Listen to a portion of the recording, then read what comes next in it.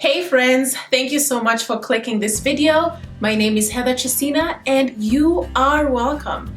Today I have an impromptu video for you, so I don't know exactly what I'm going to say, but it is about how I landed my dream job.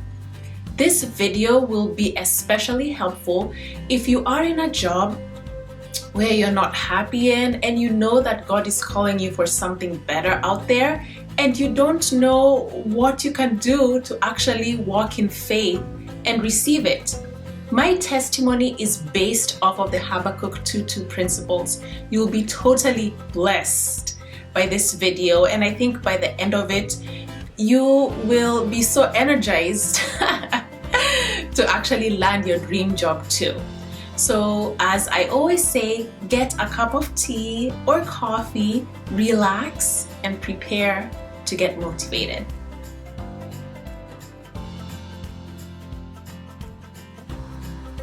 Okay, so my journey started when I graduated from undergrad.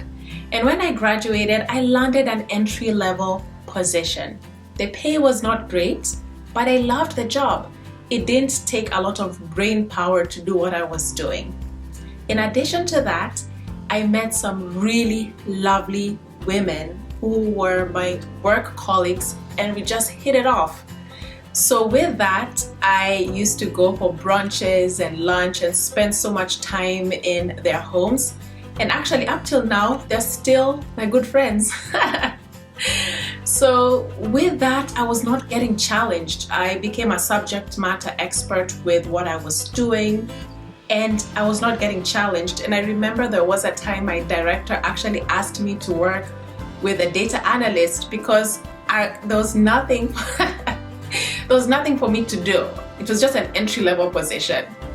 So everything changed when I hosted a preacher from Tanzania. And this was a fiery lady. This was a fiery lady. If I think of her, I just laugh because she was very comical.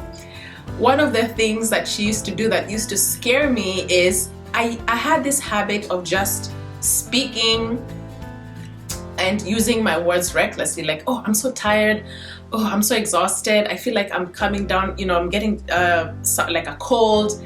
And immediately she would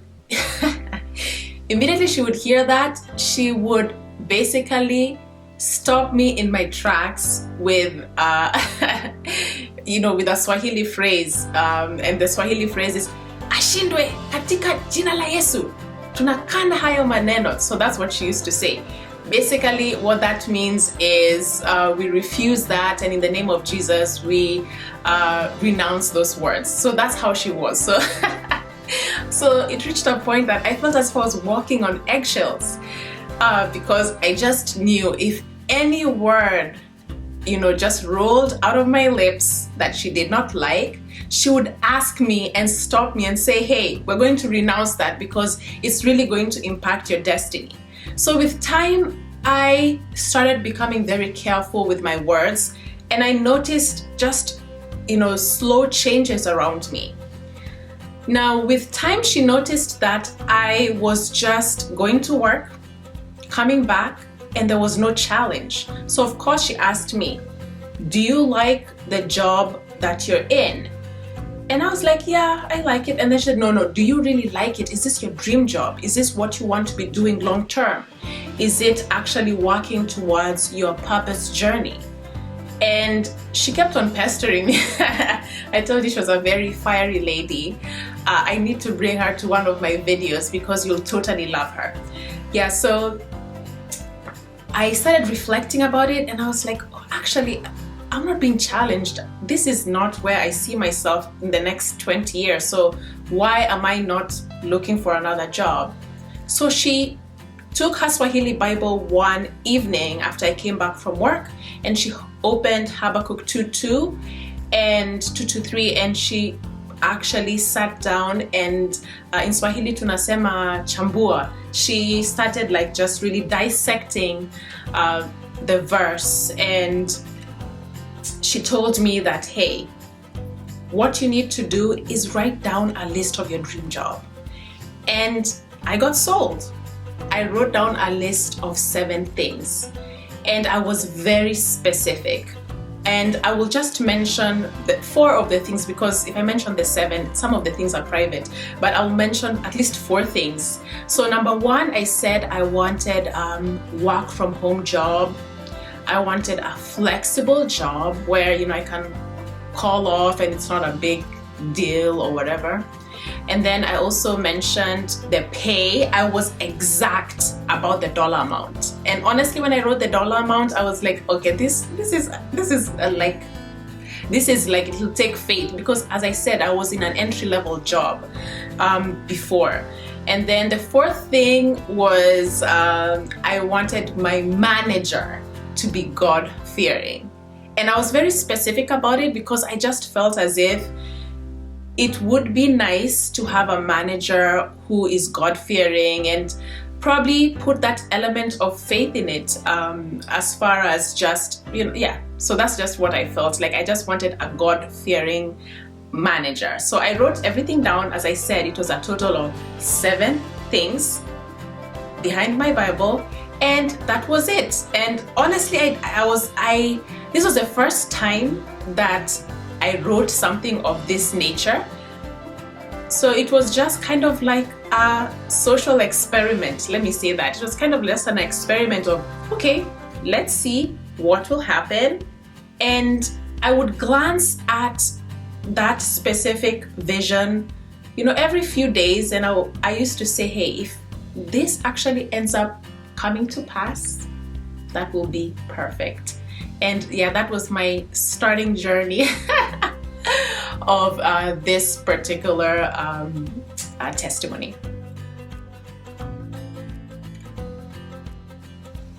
Okay, so as soon as I put pen to paper, guess what happened? I had this amazing opportunity like land on my laps, and it kind of looked like the vision that I had written, but it was not the vision that God had impressed in my heart. So what I realized is that it was actually counterfeit. And what I say, and I don't know if I'm pronouncing that right, I'll put something on the screen in case you can't understand me. But what I realized is the enemy will often try to send something that looks similar to what you're requesting, but guess what? It's not God's best. So that's something that I really wanted to mention in this particular video, because that job actually really looked good. The pay was similar to what I had requested, but everything else on the list was not there. And then also when I went for the interview, I just felt uneasy about it, even the people I was interacting with. And I was like, okay, I was not at peace. And after much reflection, I said, you know what, I'm rejecting the offer, because I just knew that this wasn't God's best. And the reason why I say this is because, let's say you are trusting God for a spouse or a house or something else other than a job. The enemy often will bring you something that looks really, really similar. But guess what? It's not God's best. So that's something that you need to be vigilant about, is as soon as you put pen to paper, you will start probably getting a couple of things or leads. But guess what? It probably will lead to a dead end. So just be cautious about it. Remain in the spirit so that you can be able to discern what starts, falling, what starts coming out of the woodwork.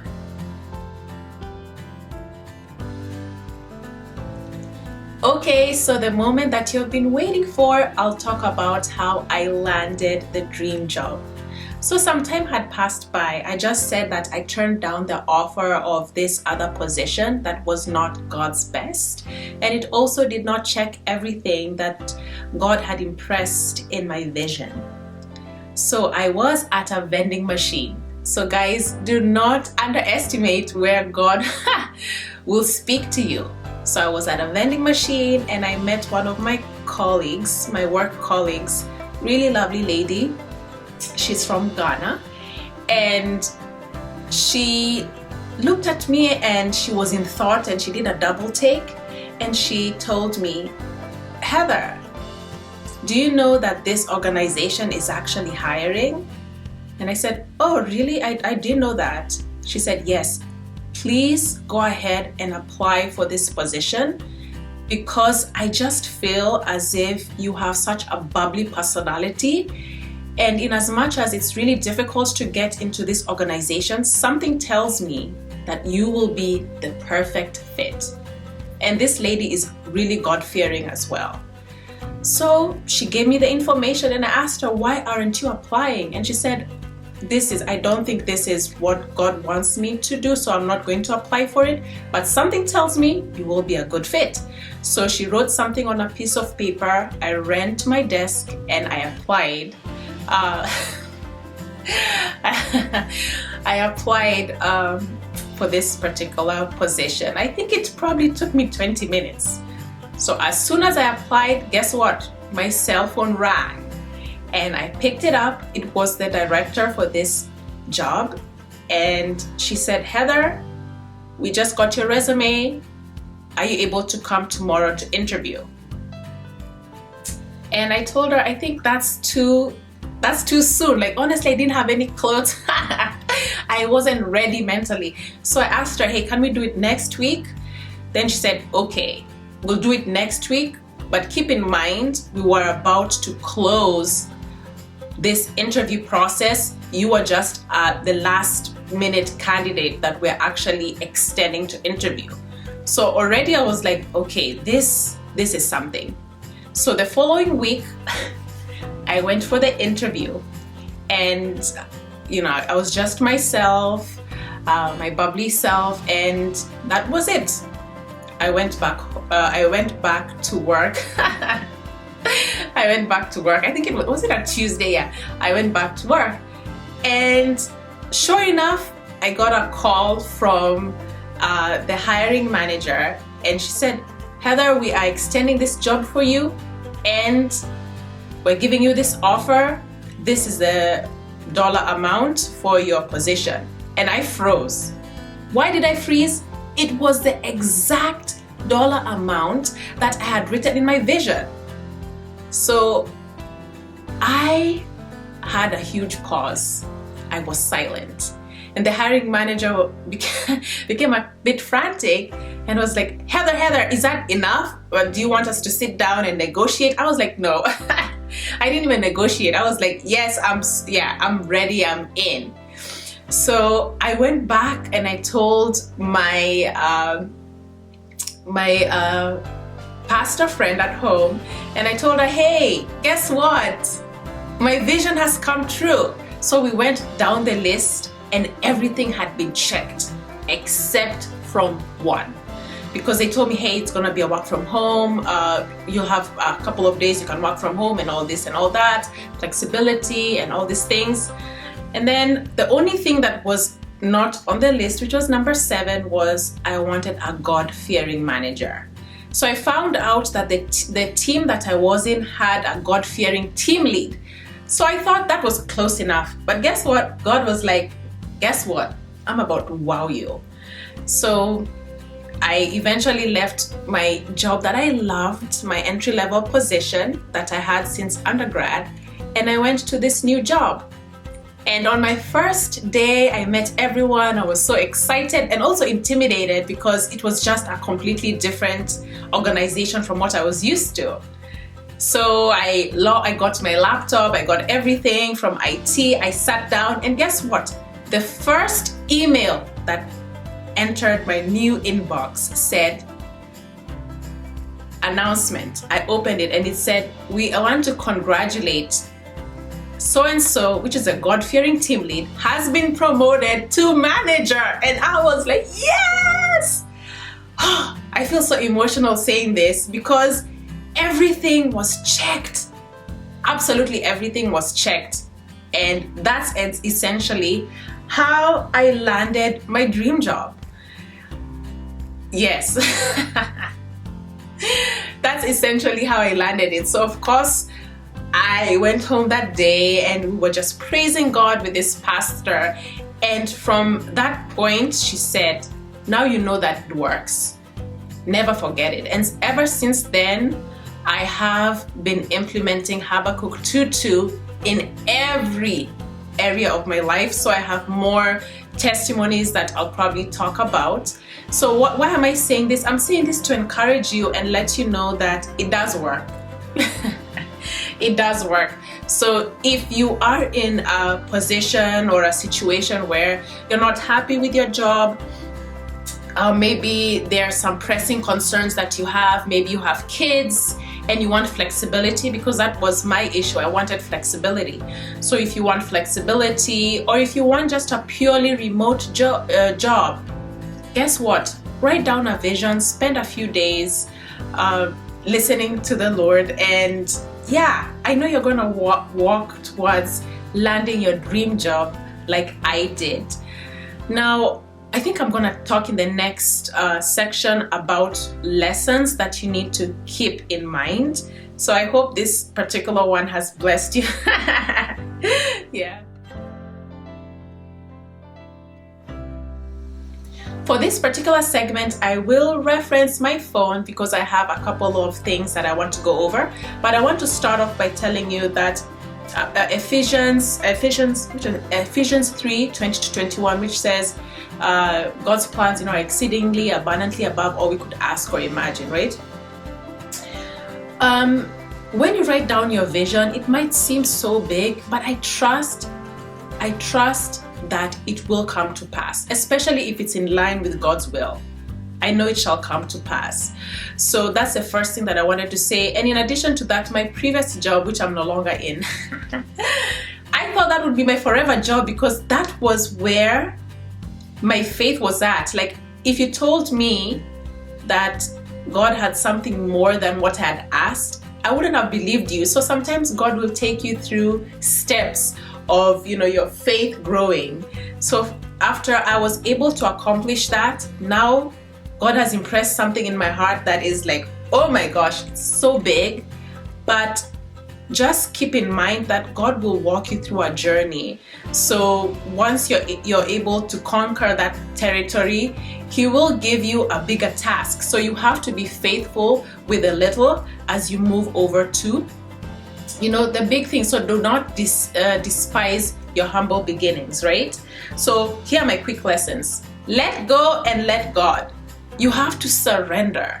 That idea of your dream job, surrender it to God and let Him tell you, because He's the one who knows. He's the one who anticipates absolutely everything that's going to happen in the world, or even what's happening in the world currently. So God will be able to give you a blueprint where when you're in your job, you'll be like, wow, thank God I surrendered. And guess what? For me, as soon as I left my entry-level job, guess what? That company shut down like a few months later. So God already saw that this was going to happen, and He provided a way of escape like way before that. So yeah, let go and surrender, because guess what? We do not know what's ahead of us. God knows. So do that. God's dreams are always big and beautiful, right? So patience is a virtue, and this ties to what I had said about the counterfeit job that was sent my way. So just keep in mind that you have to be patient. Don't run and jump into the next job that you see only because you want to run away from this particular one. You have to ensure that you are in perfect timing when it comes from leaving this job and exiting this job and moving on to the next. And yeah, so this is and I think I'll put a picture on the screen of my last day driving out of my dream job. I felt as if it was kind of like an outer body experience as I was pondering on, okay, God has been so faithful to me in the long tenure that I had in this job. All the skills that I learned, all the networking that I did, I just felt like this has been such a blessing. And as I was making this long drive on, was it I-95? No, I-270. I was Interstate 270. As I was making the long drive, I was just pondering on the next dream or this dream that God has put in my heart currently. And I said, you know what? If you did it before, you will do it again. So I trust you on that. And I think that's it. I hope I didn't miss anything. I will also link the particular blog post that's attached to this particular video, but that's essentially it. If you are trusting God for your dream job, and I say dream job in quotes because I believe you will soon evolve from it and you will move on to another dream job. So what I would say to you is, I'm praying for you, and I hope you will be able to rejoice and maybe send me or email me and tell me a testimony of, hey Heather, I did this and guess what? Everything worked out for me. And that's it, folks. I know I was really giddy in this particular video. I hope you don't mind. That's just my personality. And I will see you on the next one. Thank you so much for tuning in, and I will see you on the next one.